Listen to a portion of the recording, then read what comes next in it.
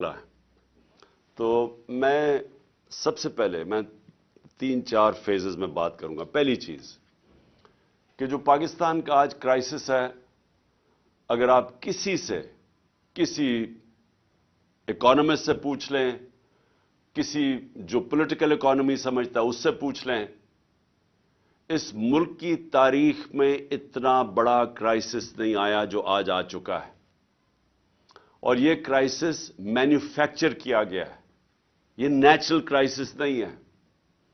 یہ ایک آدمی نے فیصلہ کیا رجیم چینج کرنے کا، سازش کی، اور بھی لوگ ہوں گے اس کے سامنے، لیکن ایک آدمی کے فیصلے کی وجہ سے یہ گورنمنٹ گرائی گئی اور یہ کرائسس شروع کیا گیا اور آج ادھر پہنچ گیا ہے جدھر میں صرف آپ کو بتاتا ہوں کہ ہم آج کدھر پھنسے ہوئے ہیں۔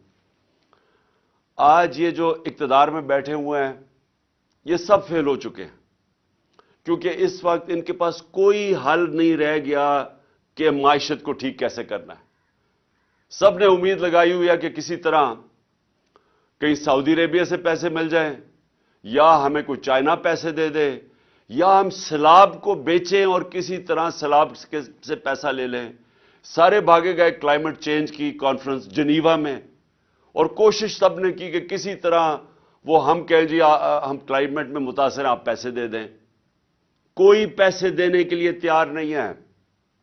سعودی عربیہ نے سٹیٹمنٹ دے دی ہے کہ اب ہم وہ ویسے پیسے نہیں دیں گے جو ہم پہلے دیتے تھے، ہم کنڈیشنز کر کے پیسے دیں گے، یعنی اگر آپ اپنے ملک میں یہ کریں گے تو پیسہ آئے گا۔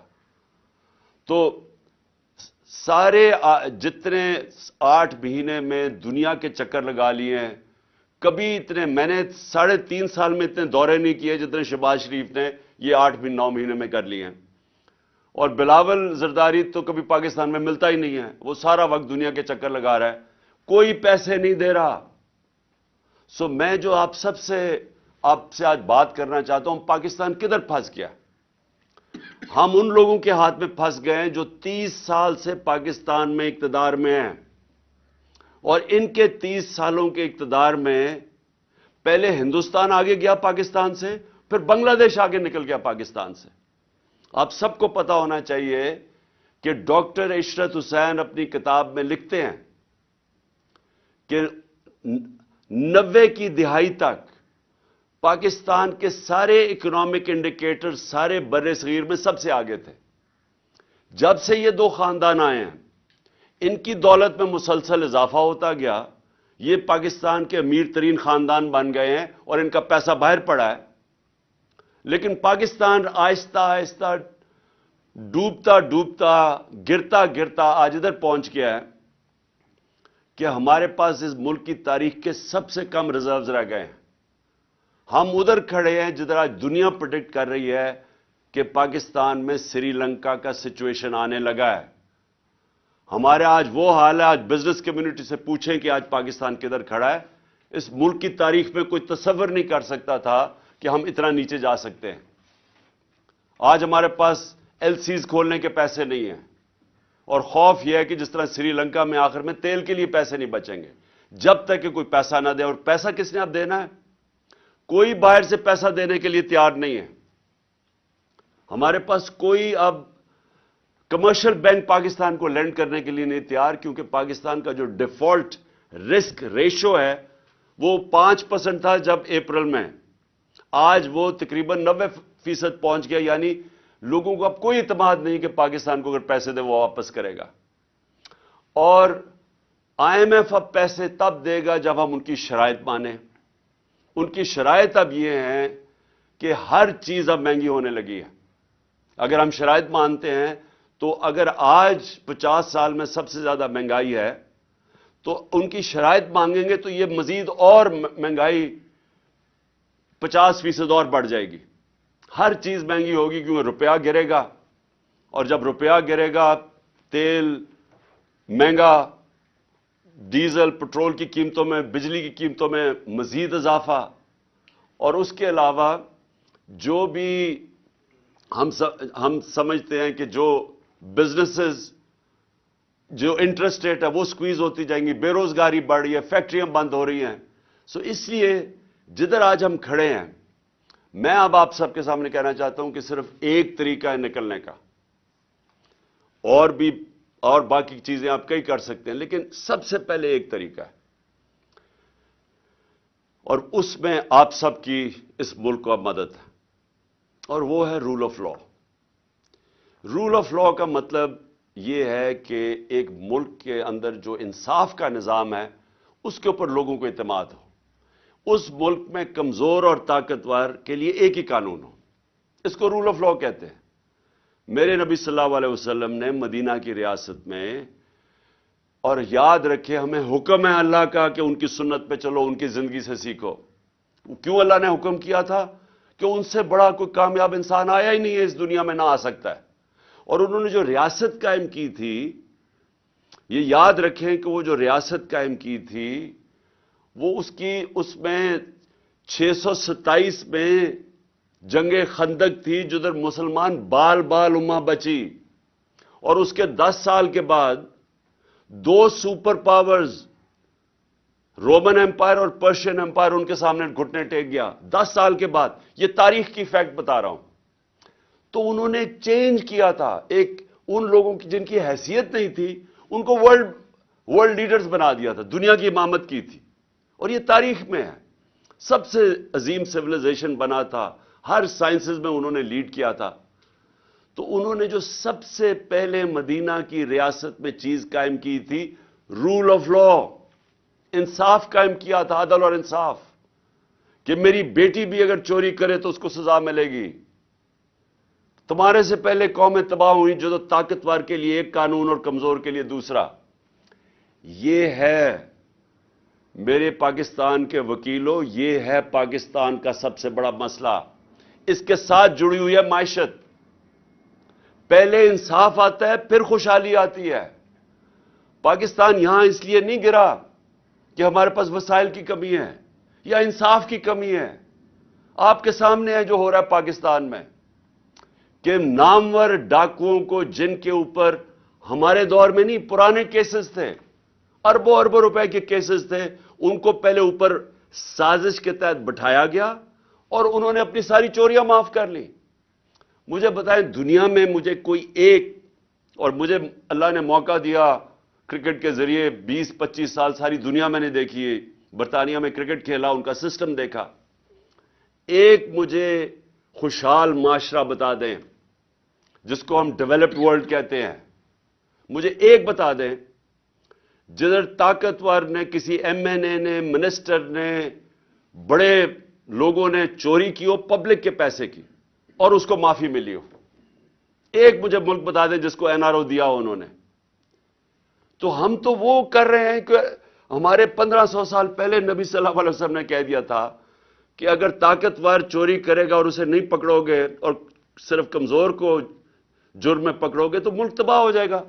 आपके सामने अब हालात है। इन्होंने जो मुल्क, और आप इकोनॉमिक सर्वे ऑफ पाकिस्तान देख लें, जो सबसे तेजी से तरक्की कर रहा था अपनी 17 साल के बाद, तीसरे साल 5.7% ग्रोथ रेट और चौथे साल 6% ग्रोथ रेट, इंडस्ट्री ग्रो कर रही थी, एक्सपोर्ट्स ग्रो कर रही थी, हमारी ज़राअत ग्रो कर रही थी 4.5%। 17 साल के बाद टैक्स कलेक्शन मैक्सिमम थी, सर्विसेज इंडस्ट्रीज ग्रो कर रही थी। उसको कैसे हुआ कि उसको आज आके यहां पाकिस्तान खड़ा हो गया? और ये इसकी वजह यह है कि कभी भी मुल्क में वो लोग जो एक मुल्क के इदारे तबाह करते हैं, वो आज तक कभी इदारे ठीक नहीं कर सके। जो लोगों ने मायशत 30 साल से तबाह कर रहे हैं, वो आज कैसे ठीक करना था उन्होंने? ये कौन सा ज़हन था जिसने पकड़ के इनको ऊपर बैठा दिया? तो आज अब आगे का रास्ता मैं आपको बताता हूं। आगे का रास्ता भी आपके हाथ में है।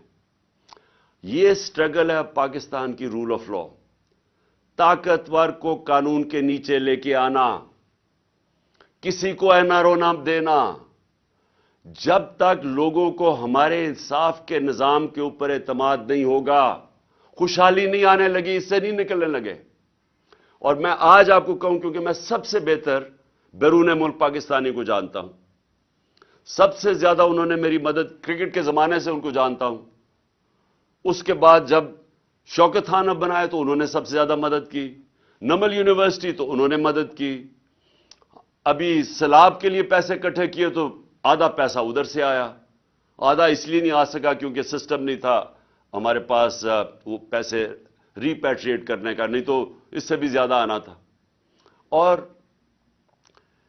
آج سب سے جو ہمارے زمانے میں جو چیز، ایک تو ایکسپورٹس ہم نے بڑھائی، دوسری ریمیٹنسز، ہمارے زمانے میں ریکارڈ ریمیٹنسز آئی ہیں۔ جب ہم 2018 میں آئے تھے تو 19 ارب ڈالر ریمیٹنسز تھی، ہم جب گئے ہیں 3.5 سال کے بعد تو 21 ارب ڈالر کی ریمیٹنسز تھی اور بڑھ رہی تھی۔ تو یہ جو آپ کا اثاثہ، یہ یاد رکھیں، اب کوئی اس ملک کو نہیں نکالے گا اس دلدل میں سے سوائے بیرون ملک پاکستانی۔ یہ اگر ہم نے اس سے نکلنا ہے، یہ جو بھی آپ کو کوئی کہہ رہا ہے نا دنیا کا بہترین اکانومسٹ لے آئیں، وہ مجھے سمجھائے کہ ہمارا جو ڈالر گیپ ہے وہ کیسے پورا ہوگا۔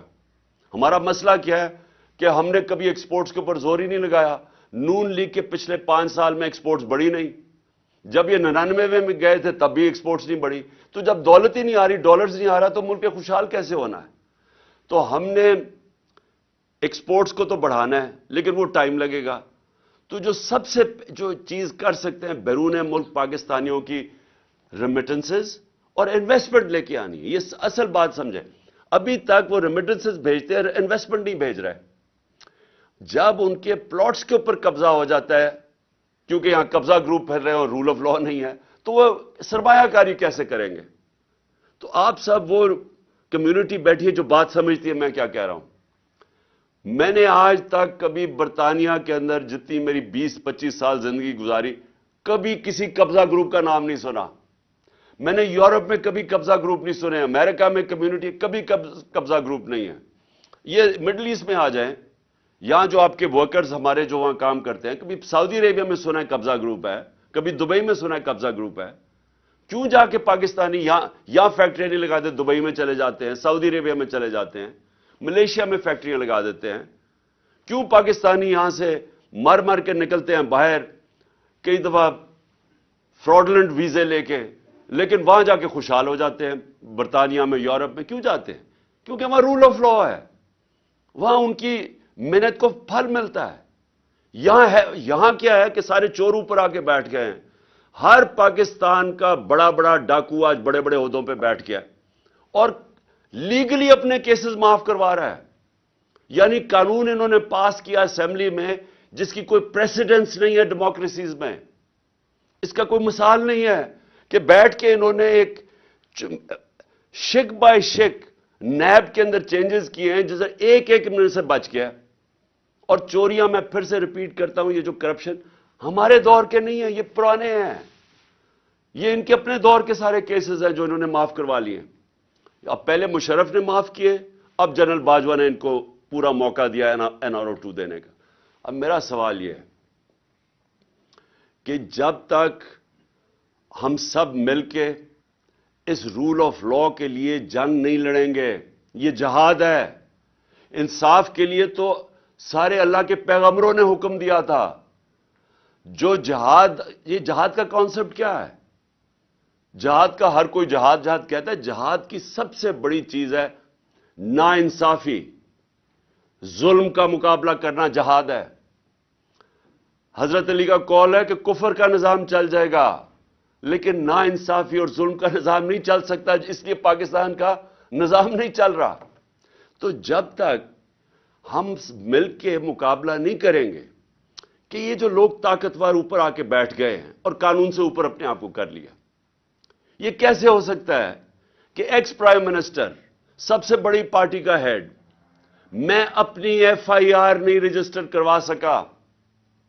مجھے بتائیں، عام آدمی جو آتا ہے محنت کر کے اوورسیز پاکستانی اور پاکستان میں انویسٹمنٹ کرتا ہے، اس کا طاقتور سے ٹاکرا ہو جائے تو اس کو کون بچائے گا؟ مغرب میں اس کو بچاتے ہیں، ان کا جو لا ہے وہ پروٹیکٹ کرتا ہے کمزور کو، جس کو انصاف کہتے ہیں۔ حضرت ابو بکر جب خلیفہ بنے، پہلے تو نبی صلی اللہ علیہ وسلم نے سب سے پہلے عدل اور انصاف قائم کیا مدینہ میں۔ حضرت ابو بکر خلیفہ بنے، ان کی پہلی سٹیٹمنٹ سن لیں، کہ कमजोर और ताकतवर को मैं कानून के सामने एक बराबर करूंगा, इंसाफ कायम करूंगा। हजरत उमर खलीफा बने, सबसे पहले उन्होंने कहा कि मैं इंसाफ कायम करूंगा। हजरत अली की पहली स्टेटमेंट पढ़ लें, इंसाफ कायम करूंगा। बड़ी देर के बाद उमर बिन अब्दुल अजीज आए, उसके कई सालों के बाद उन्होंने सबसे पहले इंसाफ कायम किया। देखिए, इंसाफ का जो निजाम होता है, जिस तरह नेल्सन मंडेला ने कहा कि अगर आपने गुर्बत कम करनी है तो इंसाफ कायम करो। नेल्सन मंडेला कह रहा है, ये तो मेरा सबके लिए कि हमारे मुल्क